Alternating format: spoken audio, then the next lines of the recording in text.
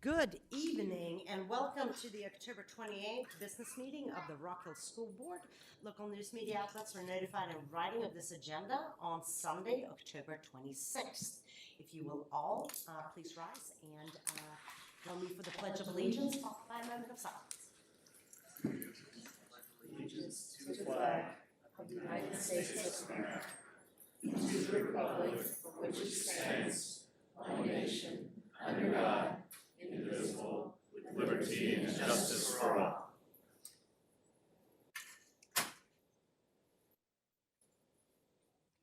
Thank you. Please be seated. First up is our agenda. Do I have a motion to approve the agenda? So moved. Thank you, Mr. Nozel. Do I have a second? Second. Thank you, Ms. Daniel. Any discussion? Bearing none, all those in favor? All opposed? Motion carries 6-0. So first up is recognitions, and I am going to welcome up Ms. Carla Berry to get us started. Welcome. All right. Good evening, Chairwoman Miller, Vice Chair Hutchinson, Board of Trustees, and Dr. Elder. I am Carla Berry, your District Test Coordinator, and I stand before you today with great pride and excitement to introduce and celebrate the remarkable achievements of our students who have achieved the highest scale score on our SC Ready State Assessment during the Spring of 25 administration. The SC Ready Assessment is a rigorous test that evaluates our students' proficiency in English and math in grades 3 through 8 and science in grades 4 through 6. It serves as a critical benchmark in measuring their academic growth and readiness for future challenges. Achieving the highest scale score on such an assessment is a remarkable feat that reflects not only the students' intelligence, but also their hard work, determination, and the support of their teachers, families, and the entire school community. Today we have the privilege of recognizing and applauding 39 students who have achieved this exceptional feat. These young individuals have set a shining example for their peers in the entire school district. It is important to acknowledge that these students did not achieve this level of excellence in isolation. Behind every high academic achievement, there are dedicated teachers who have worked tirelessly to provide guidance and support. There are parents who have nurtured and encouraged their children's love for learning, and there's a school community that fosters an environment built on excellence. The success of these students remind us that with dedication, hard work, and unwavering support, our students can reach remarkable heights.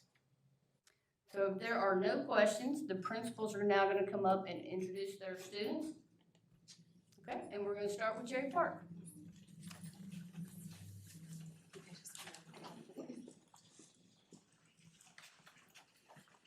Good evening. I hope y'all are doing well. I'm Kendall Futrell, the interim principal at Cherry Park Elementary School of Language Immersion. It is a joy to be here tonight as we recognize these students and their accomplishments. They did a great job. First, I would like to recognize Amaya Fernandez.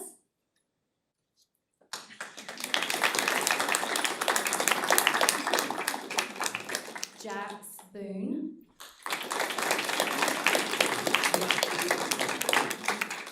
Nora Creech. Miles Harper.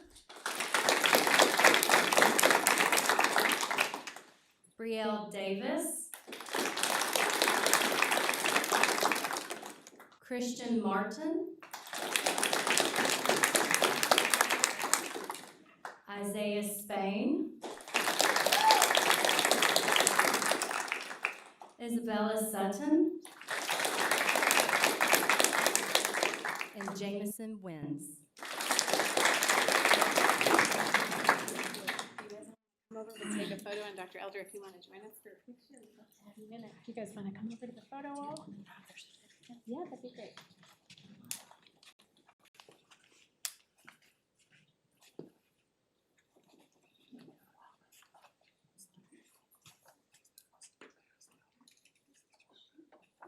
Do a few of you guys in front.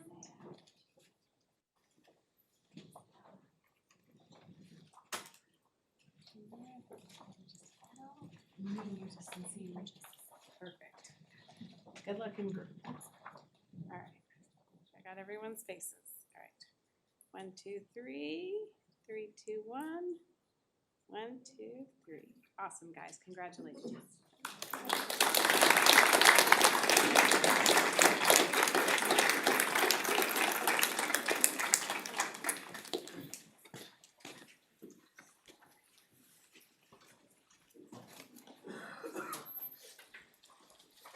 Good evening, everyone. My name is Shelia Leonard. I'm the principal of Ebenezer Avenue, home of the Soaring Eagles, and I have the privilege of recognizing 3 amazing gentlemen this evening. First, Mr. Zion Irvin for the max scale score in mathematics.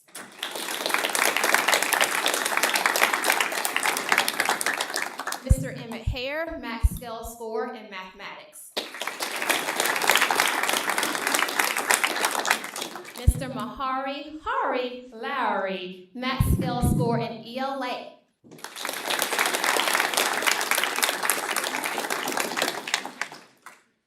Come on over, friends. Congratulations.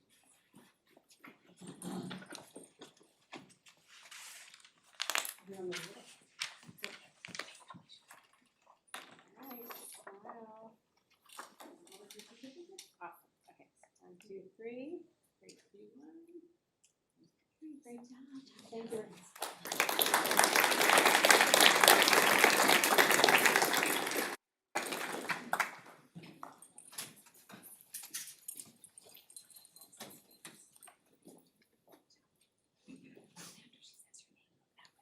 Good evening. I'm Mrs. Wagner, and this is Ms. Tanky, and we are teachers from India Hook Elementary.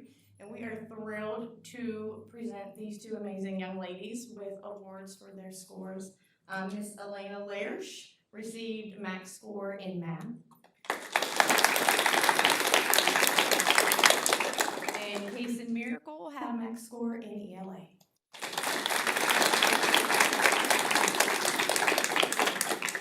Come on over. We'll grab your certificates.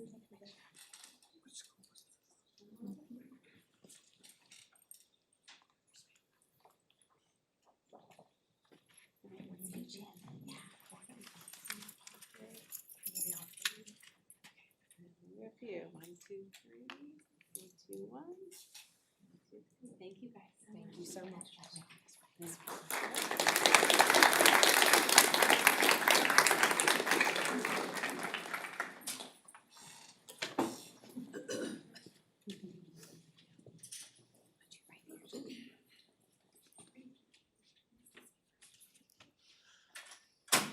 Good evening. I'm Jean Dixon, principal at Leslie Elementary School. And with me tonight is Dr. Tanner Slagle, who is our assistant principal, and our recipient of his max score at ELA SC Ready is Michael Lane Martin.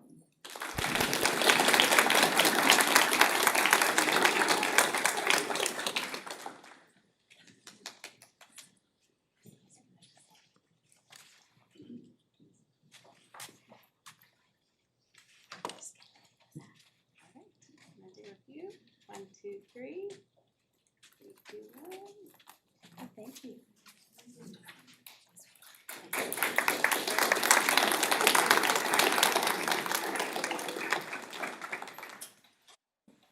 Good evening, I'm Aaron Clark and the proud principal of Mount Gallen Elementary School, and I am happy to recognize these wonderful scholars tonight for their maximum scores on SC Ready. First up, we have Miss Lucy Brack.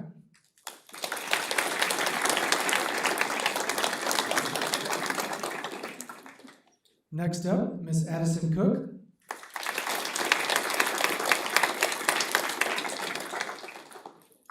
Miss Ren Smith.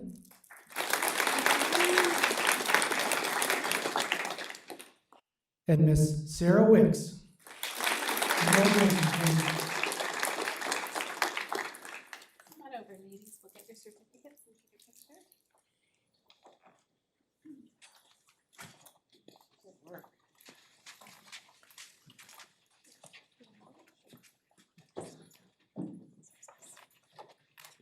All right. I'm gonna do a few. Certificates. 1, 2, 3. 3, 2, 1. Smile. Good job. Thank you. Good job.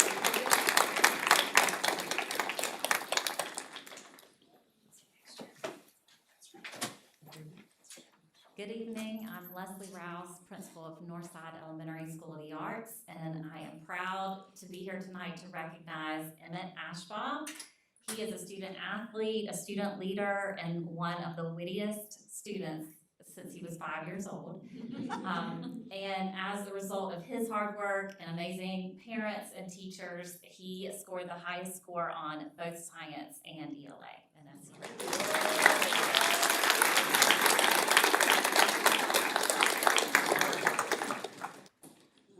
Come on over. You jump in too, yeah, please. All right, guys. 1, 2, 3. Thank you.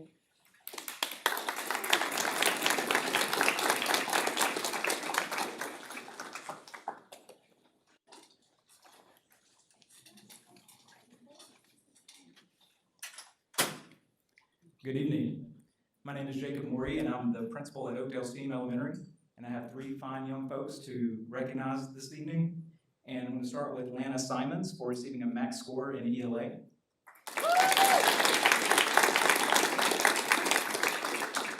Also receiving a max score in ELA, Walter Prophet.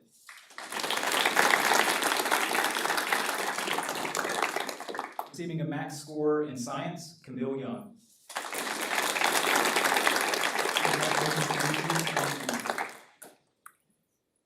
Good work, guys.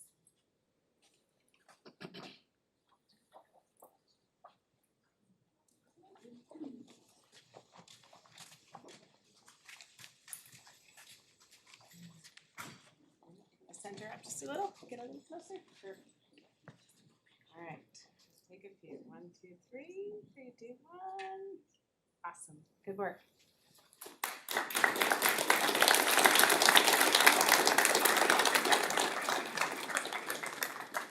Good evening, I'm Bianca Chippers, Vice Principal of Old Point Elementary School, and I am pleased to recognize 2 amazing students of mine. I have Miss Annabelle Alterman, who received a max score in ELA.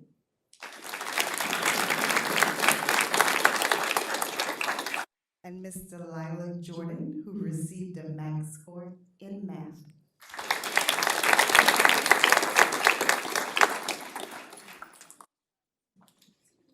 Great job. Good.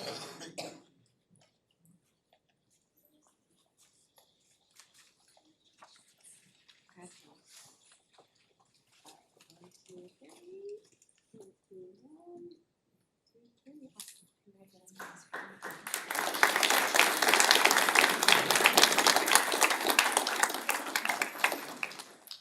Good evening. I am Nakia Barnes, principal of Sunset Park Center for Accelerated Studies, and this is Tara Blackwell, assistant principal. And we would like to recognize Finley McKnight for a SC Ready max score in math.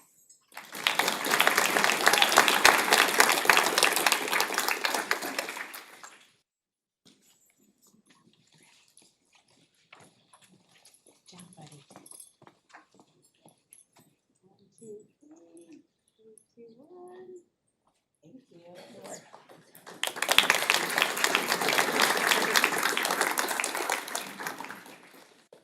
Good evening, board members and Dr. Elder and everybody in the audience. I am Carrie Beth Brown, the proud principal at York Road Elementary, and I'm here tonight with Mackenzie Tate and Miss Hall, one of my fantastic 4th grade teachers. Today I have the honor and the privilege of announcing that Miss Mackenzie Tate scored a max score in ELA on SC Ready.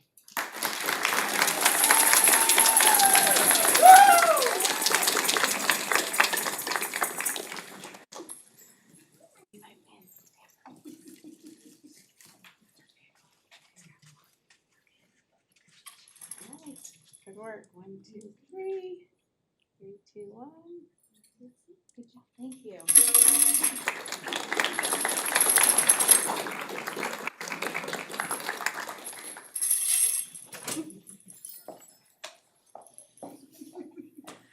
All right, good evening. I'm Amber Mays, the interim principal at Dutchman Creek Middle School, and it is my honor to present to Ella Allen for getting a max score on the SU Ready ELA.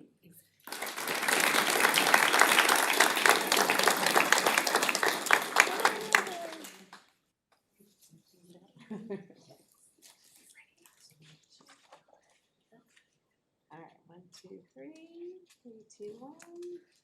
Awesome. Got it. Thank you. Congratulations.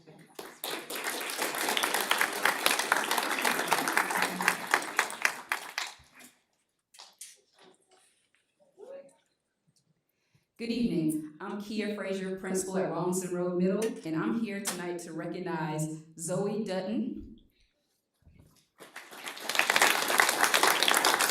and Skylar Hyman, both max score on science.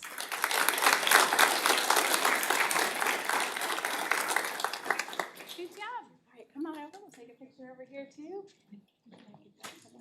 Great.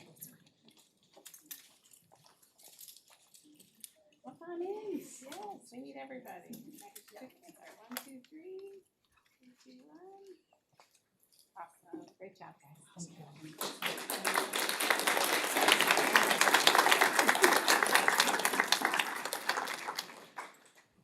Good evening. I'm Dr. Jacqueline Persinski, the proud principal of Sullivan Middle School, and I have these fabulous Falcons here who are received the max score on SC Ready. First, we have Braylon Hare, who received the max score on science.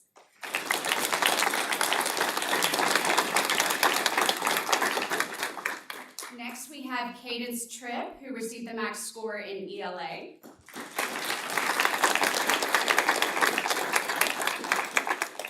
And last but not least, we have Daniel Rangel Guerrero, who also scored the max score on ELA.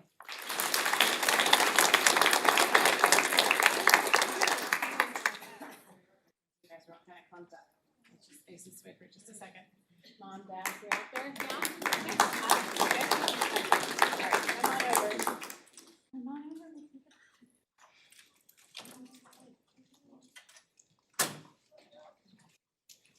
Jump in here.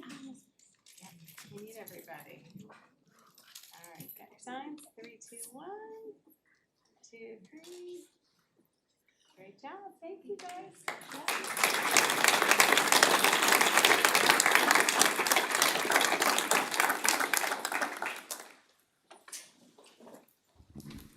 And I believe that concludes our recognitions. Can we just give them all a round of applause?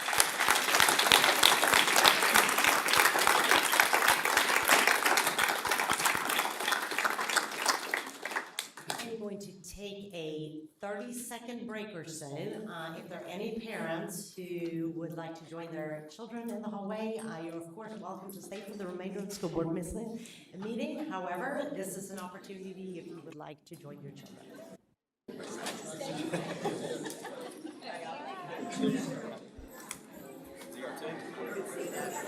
It's for sale, girl.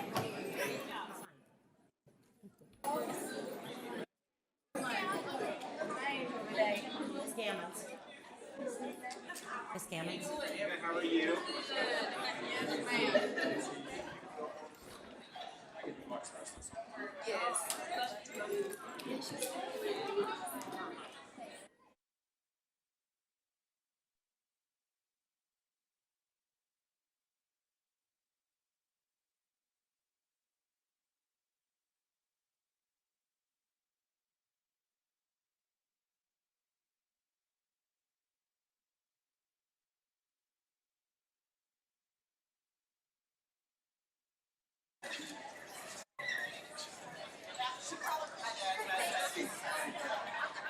Let's give it just a few more seconds to, yeah.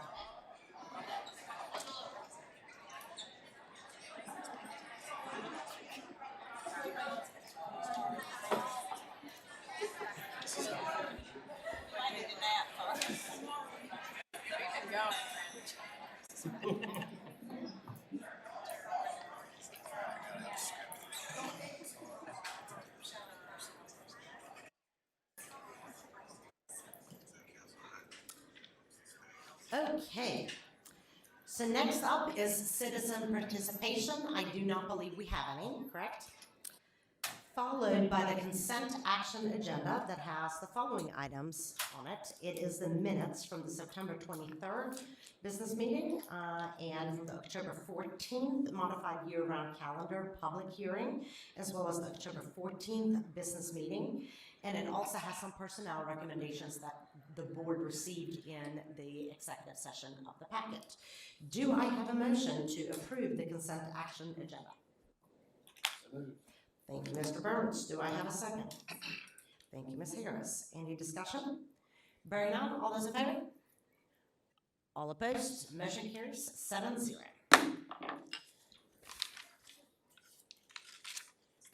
That brings us to our action agenda, and first up is the 26-27 modified year-round calendar, and I am going to welcome up Ms. Laura Green Monday as well as Superintendent Dr. Elder.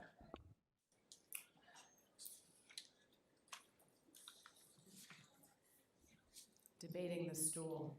Good evening, Chairwoman Miller, Vice Chair Hutchinson, Superintendent, of course, Dr. Elder, and our Board of Trustees. Tonight, we are seeking approval for the 26-27 modified school calendar.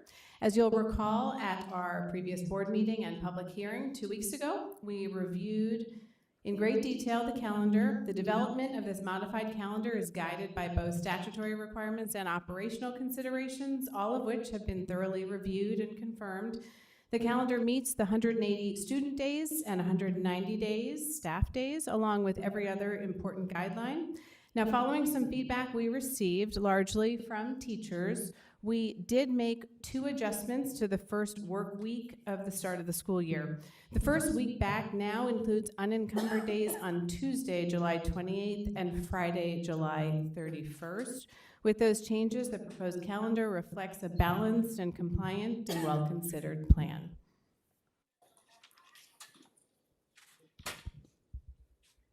Additionally, as part of the calendar discussion, as you recall from 2 weeks ago, I was asked to consider different ways that we might be able to offer some limited programming during the non-traditional break times. And the non-traditional break times are the October and the February breaks. They do not include spring break and the traditional winter break.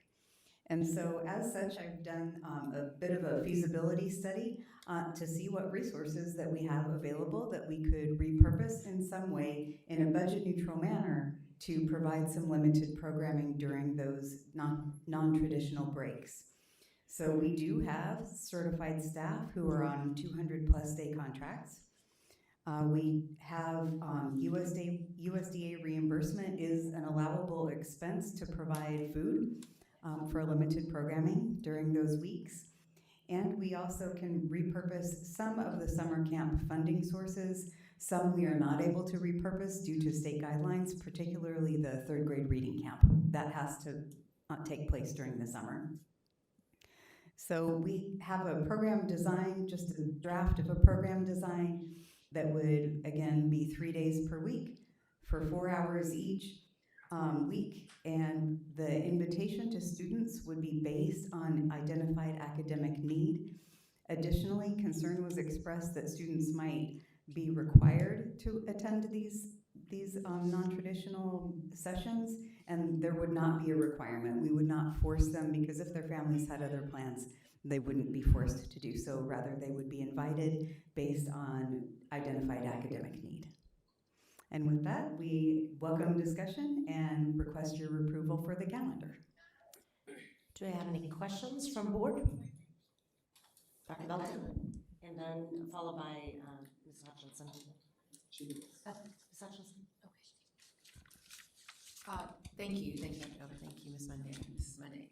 A question about students that you have identified for academic need. What subject areas in particular are you targeting for academic needs for the non-traditional break programs? We have many data sources. The most data sources we have are in English language arts, mathematics, and science.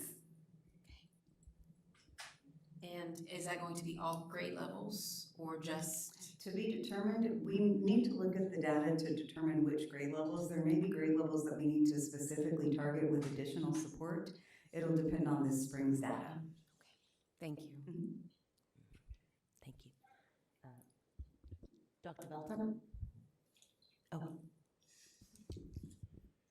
Thank you, Dr. Elder. I do think we have a tremendous amount of resources that are not in our schools right now, and I really thank you for looking into that. I hope that we can have even a more robust program during those weeks. I do feel like it would be a tremendous benefit to our kids if we're closing school for a week and they have the option to come in and do extra work.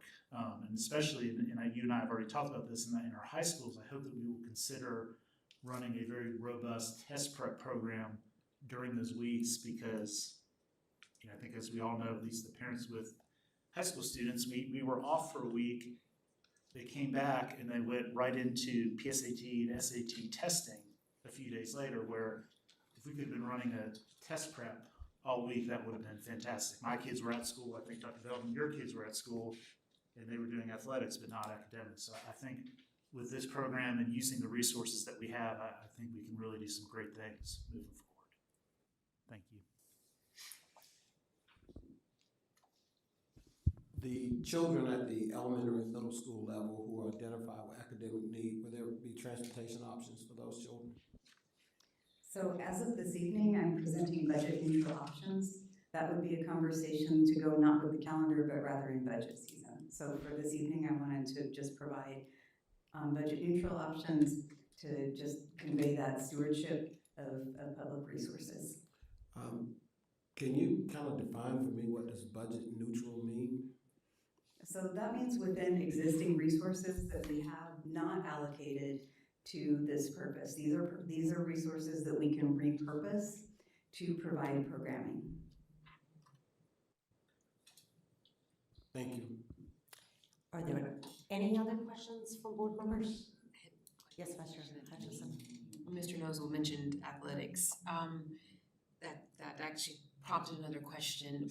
Will there be, I guess, some conversation if we decide to go with this calendar to work a little bit more with our high school athletics to ensure that there's not too much of an overlap as far as the kids that need a break or want a break, and making sure that they can meet their practices and things like that? I think that might have been a slight miss this year.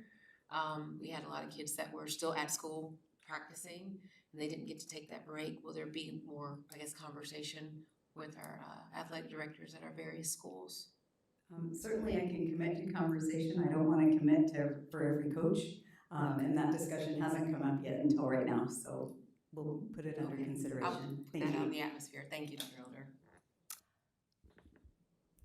I don't believe we have any other comments or questions from the board. So we have a request to approve the 26-27 modified year-round calendar as presented by Dr. Elder. I will entertain that motion. So move. Thank you, Mr. Burns. Do I have a second? Second. Thank you, Ms. Daniel. Any discussion? Bearing none, all those. Just 1 second, Chairman. Certainly, I think this calendar is probably going to pass, but I do want to express the same concerns. I don't have to reiterate my concerns that I had 2 weeks ago. Those concerns still here, that I think we should make a financial commitment to this. I'm still not sure what budget neutral means. Obviously, I know what budget means. I know what neutral means, but I also know that everything increases in price. And if we got elementary students and middle school students, if they don't have access to get there, then offering the programs, particularly programs that are going to be 4 hours per day, that would create a tremendous hardship on many parents. So my opposition to this calendar will remain. Thank you. Anyone else? Discussion? Dr. Belton, I understand your concerns and I probably agree with a lot of them. I don't think if we are going to be shutting down schools for a week, that there should be programming going on for the kids that are not taking a vacation. And we have some problems academically that we need to fix. So I'm committed to working with you to come budget season to make sure that we are funding our schools and our programs in our schools first.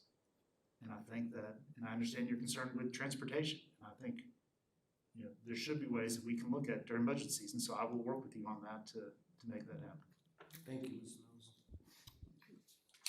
Vice Chair Hutchinson? Yes, I second that as well. I think that I too agree that we do need some dedication and funds to ensuring that we do have options for students across the board that will need to tap into this. So I commit to that too, Dr. Belton.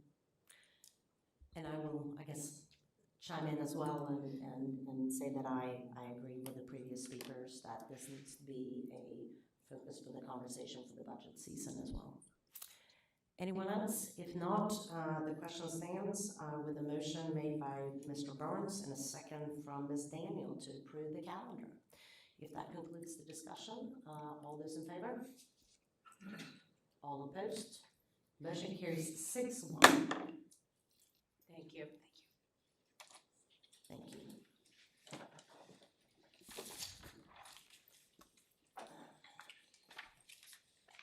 Next up is a discussion regarding a proposed location of a commercial distribution center related to York County tax incentive proposal. This topic is on the agenda during action, not because we are attempting to take action tonight, but it does give the board some opportunity should the discussion head in a way where we want to issue some kind of statement or anything along those lines. So to give some background, there is a project called Project Sample, and this is a discussion of a proposed commercial distribution center. I'm going to give a super quick review to kick off the discussion, basically covering 4 topics: background, governance structure, potential impacts, and some next steps for the board to discuss. So some quick background information is that last Tuesday, all board members received informal phone calls informing us that the York County Council was considering a significant tax incentive for a private entity for first reading that evening. This passed first read at County Council following some public discussion about potential impact to Rockville schools. I have invited the county to present to us tonight, but they are in contract negotiations, so they declined, citing that it would have to be an executive session. We are not in contract negotiations, so in an effort to follow FOIA and be transparent, we cannot be in executive session per our legal. So after Act 388, businesses pay taxes to Rockville School District on their properties, and out of every dollar collected, 65% or 65 cents goes into our operating fund. The county collects these taxes and then basically sends the school district a check. The school board does not have the statutory right to vote on any tax incentives. The county has that decision-making power.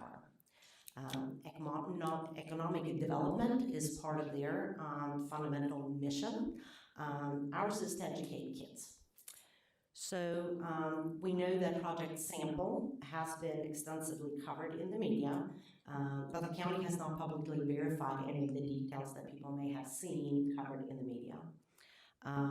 But according to some of the discussion, it's a large distribution center that would be adjacent to 4 of our schools that we operate here in Rockville Schools. And some sources in the media have stated that this would be a 50% reduction on their taxes paid to schools. There could be some impact to the Rockville School District beyond that, including school traffic or environmental impacts for students and staff. Again, the school district have not been involved or participated or been asked to participate in any kind of impact studies regarding any of these topics. However, a 50% rebate or reduction would be just that. We would collect half of what we would normally collect.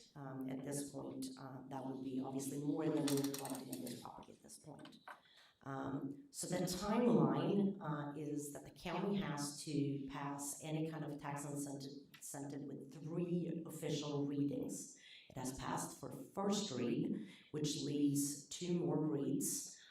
If those go as quick as they could through their normal meeting schedule, it could be as quick as November 17th. However, as frequently happens here too, sometimes things are delayed or so but our meetings and theirs are staggered in the sense that we meet this week, they meet the following week, and so forth. But that leaves us with one more meeting prior to the final decision potentially being made on this topic. So as a board, we have an opportunity to discuss, and we can officially ask for more information. In some formats, we can form an opinion of either being in support, against, or neutrality. But I will open it up to discussion from my colleagues.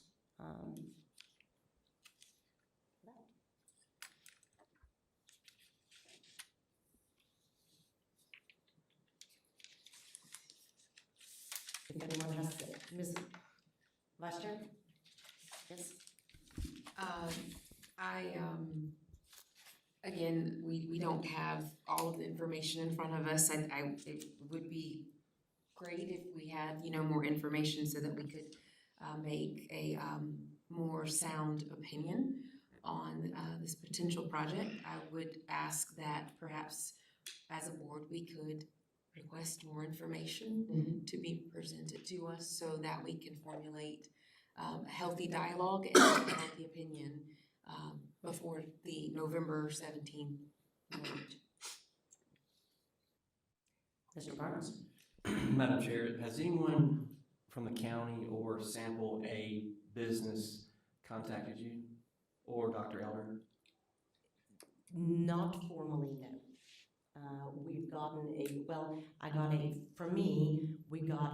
I received a phone call from someone from the county. I have been in email communications requesting that they would come and give us some information tonight in open session. And I have not heard anything back from Project Sample Company. have they given you any, or Dr. Elder, any inclination they would like to sit down and talk to the school board before they forego our tax dollars to a $100 billion company? Yes, Madam Chair and Member Burns, I did meet with the county at their request last week. I made time in the schedule with their request the day before. And their request was to try to get to the board for discussion, but they were expressed that they were unable to do so in public session, that it needed to be in executive session. Because I called one of the county council people and I said, well, since you guys are giving out tax incentives, I've put up quite a bit of infrastructure around your county. Where's my tax incentive? And the first thing that was said to me was, oh no, we would never have a car dealer. So I guess maybe the county council needs to come and explain to us why small business carries the brunt of all the taxes in your county while large businesses get all the benefit. I would like to hear that. Any other comments? Madam Chair, I also talked to multiple people on county council. There was an article in I believe the Charlotte Business Journal that mentioned this company coming here, and I really am just disappointed that this company's not reached out to the board, not reached out to Dr. Elder. We need partners in Rock Hill, in the zone of Rock Hill schools that want to work with our school district and that want to help us educate these kids and produce kids that are ready to go to work for good jobs and good companies. And it's disappointing that nobody's reached out to you, nobody's reached out to Dr. Elder. I think I heard that there's potential for 1,000 trucks a day. It's disappointing to hear there's been no environmental impact study, there's been no traffic impact study. These are, I believe, close to 3 or 4 schools that's going to directly impact that. So 4. And I think some information indicates that they have done some kind of traffic study, but again, that has not been presented formally to us, but it never involved school traffic. It was probably more about the general traffic patterns, but no one from the school district, to my knowledge, and you're shaking your head too, have participated in any kind of traffic information? Yes, sorry. Madam Chair, Member Nussel, I did express concern about traffic and proximity to schools. As we all know, that area gets quite congested at drop-off and pickup time. And so I did express that and the hope that any sort of traffic study would look specifically at drop-off and pickup time in addition to general traffic patterns. Additionally, I expressed environmental concerns, right? Having growing children on playgrounds, right outside, that many trucks coming through. Thank you. Ms. Daniel?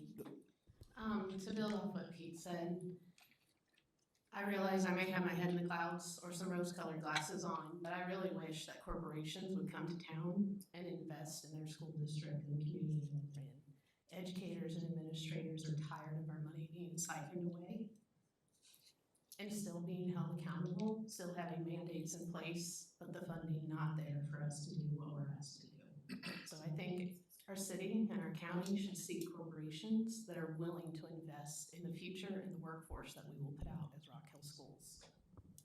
Thank you, Ms. Daniel. Dr. Belton? Madam Chair, a few things. I did go back and it's publicly available, the county council meeting from last week, and I didn't watch the whole 4-hour meeting, but I watched the 20 or so minutes that specifically discussed this topic. And it appears that this particular business would pay about $2 million a year would come to Rock Hill Schools if they were paying their full freight. And it will be now with a 50% discount for the next 20 years, we'll get a little less than $1 million. The Economic Development Director, he read out the number, I think it was 956,000 or something, additional dollars that we would get. Even with their rebate that they're getting, we're not getting the whole 1.9 million, I think is what would be. I do have a concern, and even if they were not able to meet with us in executive session per our legal counsel, it really would have been nice to at least meet with a representative group of us that would not create a quorum, at least so we can be more educated about this. Certainly, I think many of us have spent most of the week talking to members of council and others about this particular project, and so I guess what my question is there an ask from the school board? Right, so that's sort of part of this discussion, and I think if I'm summarizing what I'm hearing from everyone around the table is that there is a disappointment that we were not sort of at the table a little earlier in the process rather than getting the phone call the same day as the first read. But secondary, I think the board would like to get more information so that we can educate ourselves about what this means for our staff and for our students, as well as what the exact financial agreements would look like. And yes, we could absolutely request to have a delegation meet with delegation from county council perhaps during their executive session this coming meeting next Tuesday. That could be a possibility. Now, are there any volunteers to be available for that? I'll volunteer. Okay. Certainly would volunteer. Okay, so we got Mr. Burns. Okay. We're approaching quorum at this point. I mean, I want to be at the table, but. So is it possible to ask them in this request to just come and just speak to all of us? I mean, again, this is a huge potential project. So that is ultimately on the backs of our kids. And, so I think. So I made 2 requests and left the this past week, since Tuesday, over email to their person who's responsible for the economic development, inviting them to come, and they can or would not come to the open session to have a conversation. I left the last email with an open invitation should they change their mind that they were welcome tonight to participate. So Madam Chair, if there's someone else who wants to go, I've had enough conversations with them. So if someone else wants to go to executive session, I will back down if that will create, because not more than 3 of us can go, and I've had enough conversations with them. So I'm okay with someone else going. Madam Chair? Yes. Okay. I was just gonna ask that, is it a possibility to do small groups with them? So that was going to be my second option. If it pleases the board, what I can do is reach out to see if I can arrange a version of small group meetings with them, and then we will work that out and we will see what the response to that is. And I'll keep you updated. And it would just depend on date for me, so again, Right. But how about I initiate that and keep you all in the loop? Sounds good. Thank you. I think that's fair, yeah, absolutely. I mean, by all means, I think everyone, we want industry to come to Rock Hill, but we want the city to grow, we want business to come. We're pro-business, but we also want to know what's going on when business comes to Rock Hill. Well, and I think for me personally, it's also a question of making sure that we know all the facts so that we don't have any adverse impact our students and our staff. And when it comes to dollars, we know that they're precious. I mean, we just had a presentation talking about, allocating funding that is very precious to transportation. So, funding is always at the forefront of our discussions. I also, at the prior board meeting, we had a lengthy discussion about dual enrollment courses involving driving and challenges and just overall fear over students being on the road in general and what traffic does to our students. So I think this is a path forward, and then we'll see what comes from there, and I'll keep everyone in the loop. Okay? So with that, I'm gonna try to find my agenda that I misplaced. And I am going to welcome up Ms. McCabe and Ms. Park to talk about the South Carolina Students with Disabilities Pathway Project course approval. Come on up.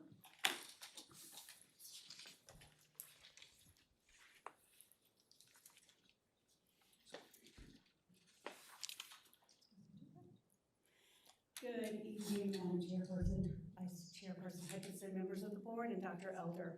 I'm Leah McKay, the Director of Exceptional Student Services, and with me tonight is Tara Park, one of our Exceptional Student Education coaches. We come before you tonight seeking approval for courses in the South Carolina Pathways Project. The Pathways Project is a 5-year federally funded grant. The purpose of the grant is to provide innovative classes and pathways for students with and without IEPs to obtain a high school diploma as well as employment. One of the goals of the grant is to have 50 students graduate through the pathway by the end of the grant cycle. So this is a 5-year federal grant that is run through the state. We are entering year 3. So this is a year 3 update. Year 1, we developed the logistics courses. Year 2, created a mathematics and ELA courses. And this year, we are seeking to obtain board approval for all of those courses so we can continue to move forward. So what makes it an innovative pathway? The focus of the grant is to create courses that use a curriculum integration model. So for example, English 1 students have English 1 standard of informational text to analyze informational text, be able to write informational text. This would be embedded into the English 1 course using the logistics information. For example, they may have to analyze a technical manual or create part of a technical manual. So these courses do cover all the high school standards. We're looking at different resources and materials to cover those. So all students would obtain high school credit for all of these courses. In a math class, they may need to know the square footage of a warehouse, so they're using their design skills from their logistics class to design a distribution system. So this is a real world problem. They would be using the math skills they're learning to help